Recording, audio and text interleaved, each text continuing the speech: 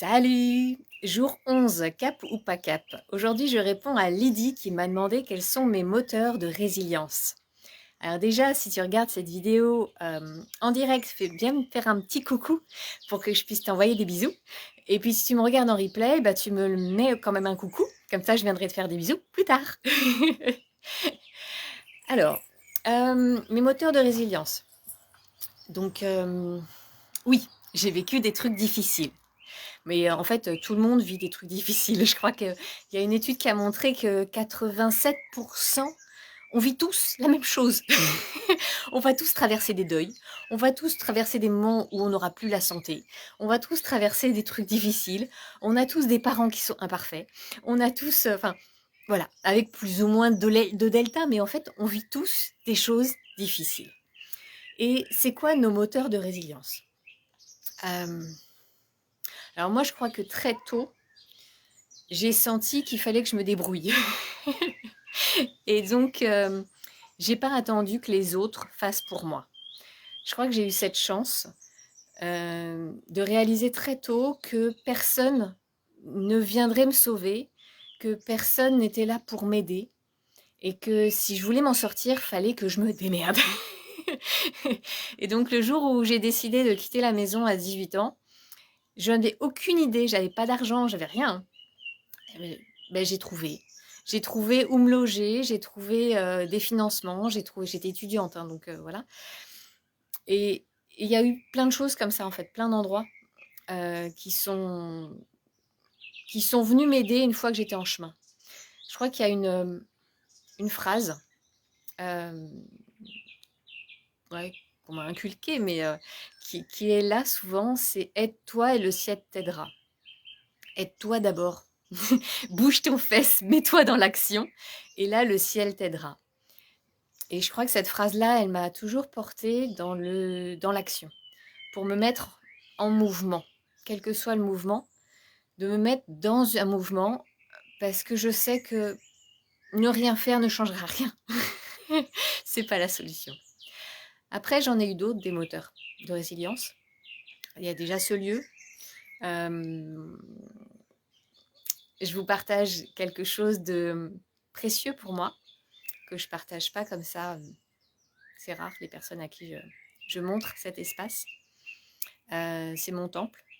Donc là, il y a la Tara Blanche que j'ai été chercher à Katmandou, au Népal, sur un site tibétain.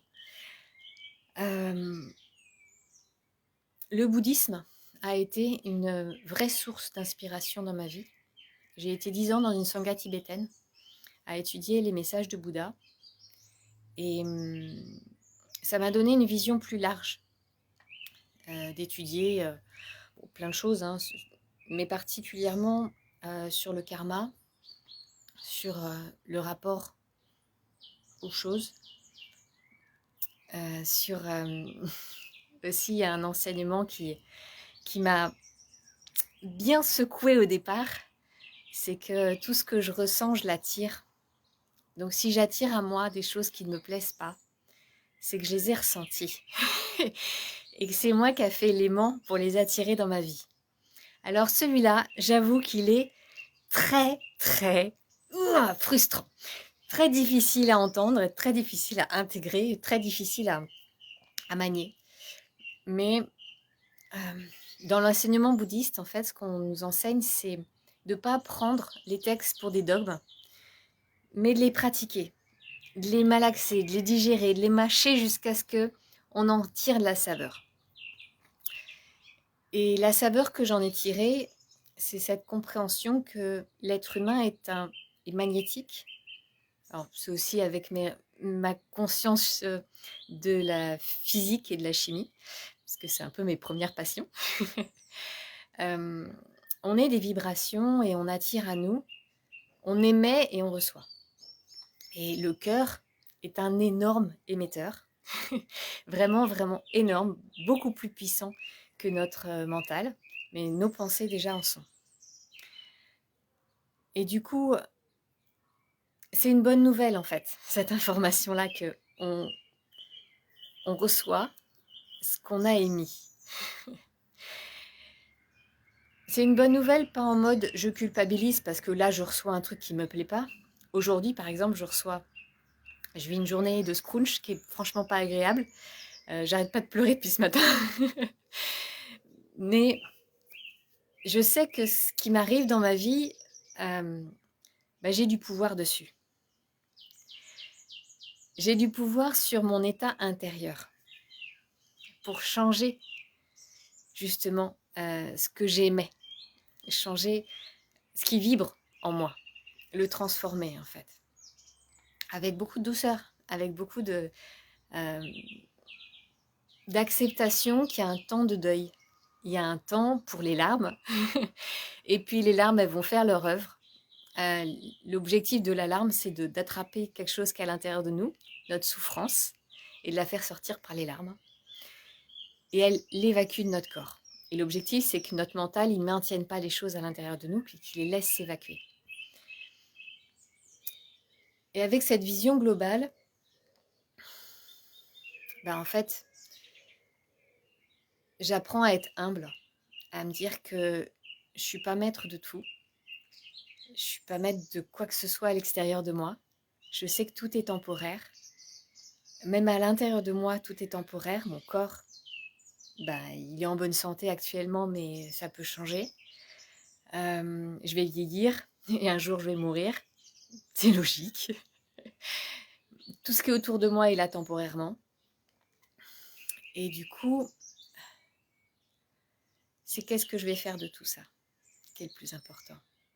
Comment je vais savourer tout ce qui est autour de moi. Comment je vais influencer mon état intérieur pour vibrer autre chose si ce que je vibre ne me plaît pas.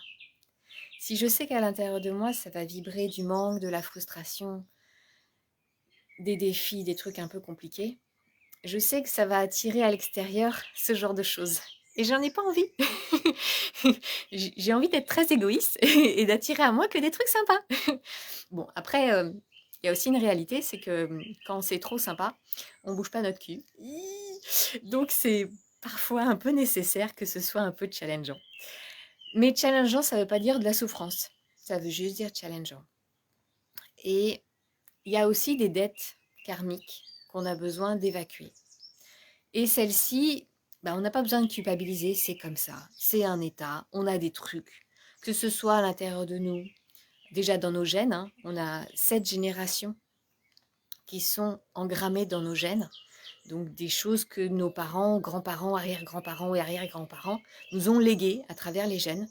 Et il y a aussi des couinements, des nœuds, des trucs pas cool qu'on peut nettoyer et que les expériences de la vie vont nous amener à nettoyer. Et puis on a notre karma de choses avec lesquelles on a besoin d'évacuer, alors que ce soit dans cette vie-là, que ce soit dans nos vies antérieures, que ce soit dans la famille dans laquelle on arrive, où on a besoin de nettoyer la famille. En fait, on n'est pas maître de tout ça.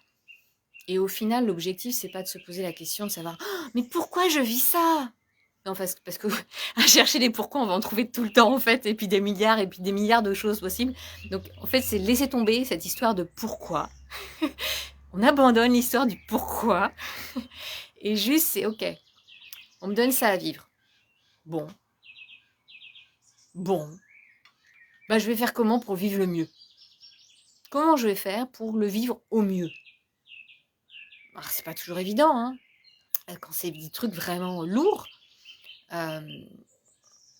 j'avoue que mes expériences de fausses couches répétées m'ont beaucoup enseigné sur le deuil. Alors moi, je suis hypersensible et mes grossesses, je les ai senties dès le premier instant. J'ai même vécu la fusion du spermatozoïde et de l'ovule qui crée la vie. Je l'ai vécu intérieurement pendant mes descentes en profondeur, quoi. Et du coup, même si mes grossesses n'ont pas été très longues en durée, quelques semaines, quelques mois, j'étais très en lien avec ces êtres. et vivre la mort de l'intérieur de moi, ça a été très, très difficile. Ouais, j'ai ressenti en fait cet être qui était voilà, en train de mourir à l'intérieur de moi à cette reprise. Et c'est pas facile. Et la dernière grossesse que j'ai faite, enfin avant mon fils, pour Gabriel, j'ai réussi à faire mon deuil en 15 jours. Alors ça a été dur. En plus hormonalement et tout, enfin une grossesse, c'est un tel chamboulement dans le corps, c'est juste hallucinant. Mais j'ai réussi à faire un vrai deuil en 15 jours parce que, avec l'expérience des autres, en fait, pendant cette grossesse-là, je vivais l'instant présent. J'étais pleinement connectée à, ok, rien n'est dépendant de moi. Tout peut s'arrêter à n'importe quel moment. La vie peut s'arrêter à n'importe quel moment. Je profite de l'instant présent. Et du coup, j'ai essayé de... Enfin, c'est pas que j'ai essayé, c'est que ça s'est fait comme ça. Je me suis pas projetée. Je me suis pas projetée dans un avenir avec cet enfant. Je me suis pas projetée dans quelque chose. J'étais juste là, à profiter de l'instant présent.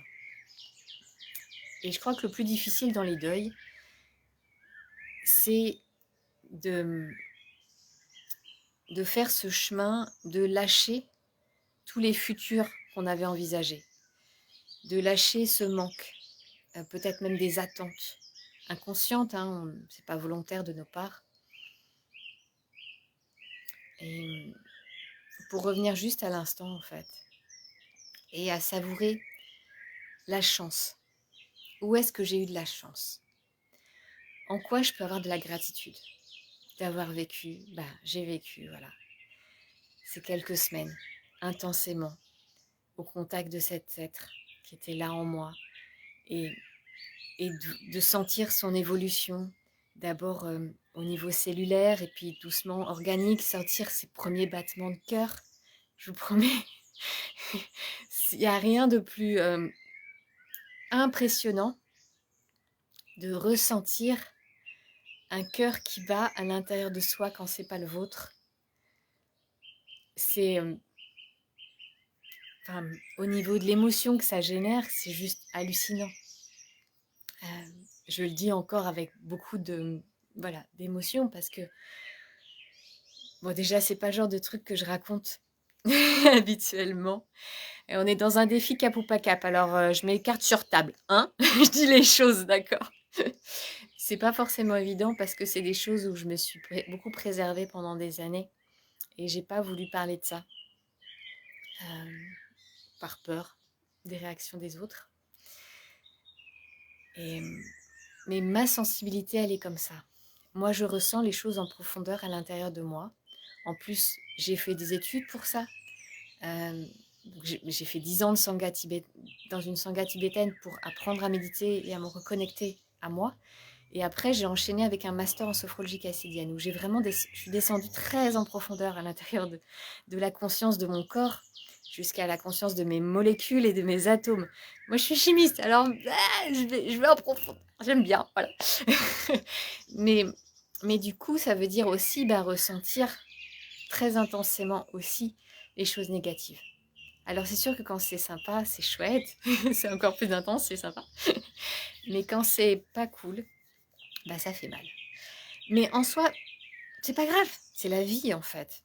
Et c'est OK qu'il y a des phases, il y a des cycles. La vie, c'est pas tout va bien. La vie, c'est tout. C'est des hauts et c'est des bas. Et c'est comment je m'accompagne dans les bas. Avec des choses tout simples, de petites actions, de comment je peux faire pour me rendre la vie meilleure. Là, à cet instant, quel que soit ce que je suis en train de traverser, aussi difficile que ce soit, comment je peux faire pour me rendre la vie meilleure? Et déléguer. Moi, j'appelle mon inconscient Rex. C'est un chien, un labrador, tout gentil. Voilà. Et donc, un Rex, je lui envoie, en fait, ce genre de choses pour qu'il revienne avec des solutions, qu'il revienne avec des idées, qu'il revienne avec des choses. Parce que je sais que lui, il est beaucoup plus puissant que moi. Moi, avec ma conscience, je traite que 4 informations à la seconde. Lui, il en traite 300 millions. Millions, milliards. Je sais plus. Bon, vous voyez un peu. En gros, on est à la ramasse. C'est comme comparer un grain d'herbe avec un stade de foot d'herbe. C'est pas tout à fait la même puissance. Et donc Rex, moi, quand je vais pas bien, je l'envoie. Et je lui pose des questions simples. Et je l'ai choisi parce que c'est pas bon sang, mais pourquoi c'est la merde dans ma vie? Parce que là, il va revenir en fait avec les raisons de pourquoi c'est la merde dans ta vie. Il va me montrer toutes les choses pour lesquelles c'est la merde dans ma vie. Non mais c'est bon, je sais. Il n'y a pas besoin de me le dire. C'est bon, je sais. Voilà. Donc il n'y a pas besoin d'aller là. C'est plutôt, ok, comment je peux faire pour me sentir un peu mieux? Comment je peux faire pour m'apporter un peu plus de douceur? Et vous voyez là, depuis ce matin, je suis pas super en forme. Et je me suis dit, ben, j'ai hésité même à faire cette vidéo parce que je me suis dit, oh, je suis pas dans une bonne énergie, machin et tout. Et en fait, je sais que le fait de vous donner de la valeur, ça va m'apporter un réconfort. Ça va me soutenir aussi moi. Ça va me renforcer aussi à l'intérieur de moi. Et donc, dans mes moteurs de résilience, il y a aussi ça, s'occuper des autres. Mais pas en mode, je nie ce que je vis à l'intérieur de moi. Plutôt en mode, j'ai aussi de l'espace à l'intérieur de moi. Je ne suis pas que cet espace de souffrance, ou cet espace de scrunch, ou cet espace pas agréable. À l'intérieur de moi, il y a aussi un cœur qui a envie de partager. Il y a un cœur qui a envie d'aimer. Il y a un cœur qui a envie de donner. Il y a un cœur... Et avec beaucoup de respect de moi-même. Je ne vais pas aller... Je l'ai fait pendant longtemps, de donner au-delà de mes propres limites, de ne pas me respecter en fait, dans ce que je pensais être de l'amour, mais qui n'en était pas. C'était une recherche de compensation, de manque. Et c'est pas la même chose. C'est pas du tout la même chose quand on a une recherche de manque, parce on vibre le manque et on va attirer du manque. Alors que quand on laisse déjà à l'intérieur de soi émerger l'espace qui est plein d'amour, plein de gratitude, plein de... Enfin, plein. Il n'est pas toujours plein d'ailleurs, hein. Des fois c'est 3 gouttes. Mais c'est pas grave. À partir du moment où on met le focus sur ces 3 gouttes-là, et ben ça va les faire grandir. Tout ce sur quoi on met notre attention va grandir. Donc si on met notre attention sur les choses qui sont belles dans notre vie, on va les faire grandir. Si on met notre attention sur les choses qui ne vont pas dans notre vie, on va les faire grandir aussi. Donc c'est cool, voilà. Et je crois que c'est vraiment ça qui a un levier pour activer la résilience. Voilà, je vous en ai donné plusieurs.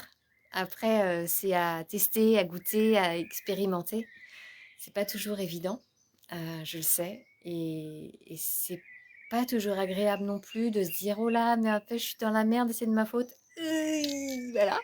Alors pas consciemment, on l'a pas volontairement, on n'est pas arrivé là volontairement, mais d'une façon ou d'une autre, mes actes m'ont amené à la situation d'aujourd'hui. Bon, pas ok. Donc d'une façon ou d'une autre, mes nouveaux actes vont permettre de changer. Salut Maillot, bonjour.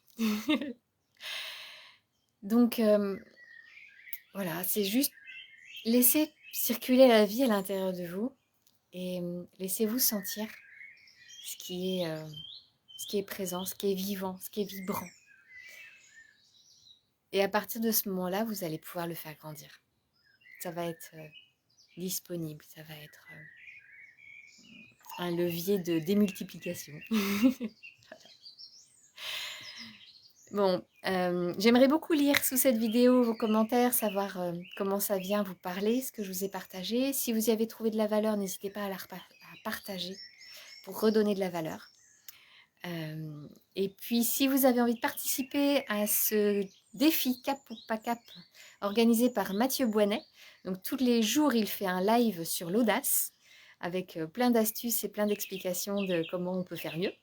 Donc ça, c'est cool. Et puis, si vous voulez participer à mon défi pendant ces 30 jours de l'audace, eh ben, je vous laisse mettre en commentaire le sujet sur lequel vous avez envie que je vous fasse une prochaine vidéo. À demain, bisous. Prenez soin de vous. Ciao.